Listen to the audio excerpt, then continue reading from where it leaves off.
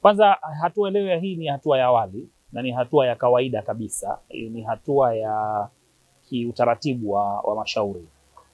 Kwa mujibu wa kanuni za uendeshaji wa mashauri, baada ya sisi kufaili mashauri yetu au malalamiko, upande wa pili wa serikali pamoja na tume wameleta majibu yao, na leo kikao cha leo ilikuwa ni kwa mrajis au mbele ya naibu mrajis kujiridhisha kwamba pande mbili zime comply na amri ya mahakama ya kuleta majibu, pamoja na kwamba kila kitu kiko sawa.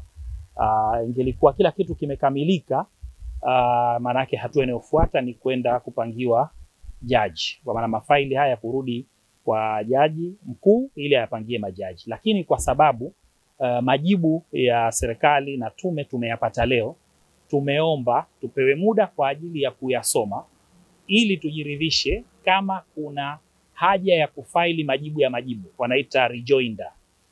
Na kama hakuna haja, basi tutaruhusu Mheshimiwa Mrajisi aendelee na hatua zinazofuata kwa ajili ya kupeleka shauri mbele ya kupeleka mafaili haya kwa jaji mkuu ili ayapangie majaji watakaosikiliza mashauri haya.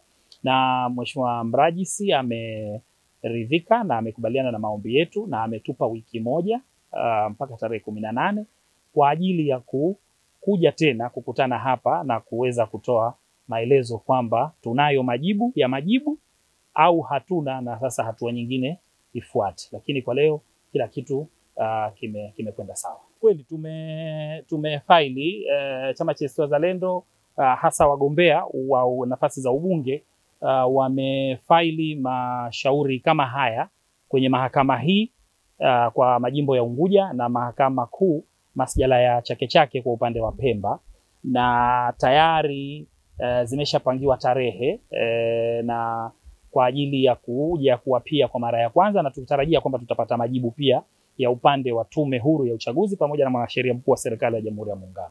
Kwa hiyo ni kweli na confirm kwamba mashauri hayo yapo mahakamani, yameshafailiwa, na najua kwamba ndani ya siku chache zijazo, hasa tarehe 14 na 15 na 17, basi tutakuja tena hapa kwa ajili ya mashauri ya wabunge.